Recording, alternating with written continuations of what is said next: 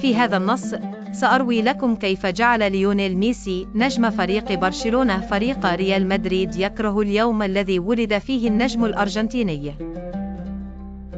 لطالما كان ميسي أحد أبرز الأسماء في تاريخ كرة القدم، وقد كانت مبارياته ضد ريال مدريد تحظى باهتمام واسع من الجماهير حول العالم.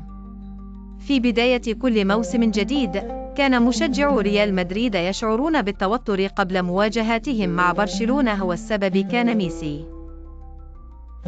ذات مرة، خلال لقاء بينما في ملعب سانتياغو برنابيو، أحرز ميسي ثلاثية مذهلة، هاتريك، جعل بها كل من في الملعب يقف احتراما لموهبته.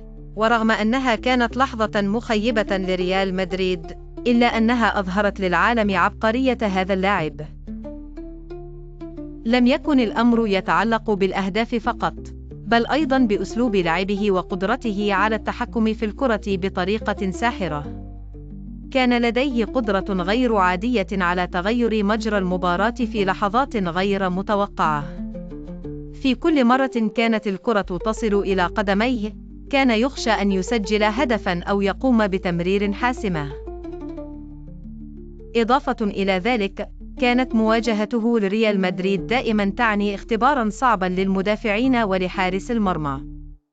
في أحد المواسم، تمكن ميسي من كسر الرقم القياسي بتسجيله لأكبر عدد من الأهداف في مباريات كلاسيكو خلال موسم واحد، مما جعل مدرب ريال مدريد يصاب بالإحباط ويعترف بصعوبة السيطرة عليه.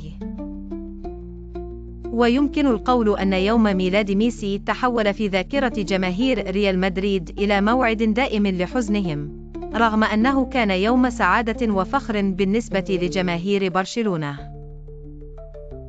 مع مضي الوقت، استمر ميسي في تسجيل الأهداف وصناعة الفرص ضد ريال مدريد ليبرهن على أنه أحد أعظم اللاعبين في التاريخ، ويظل ذكرى مشحونة بالعواطف المختلفة بين كلا الفريقين.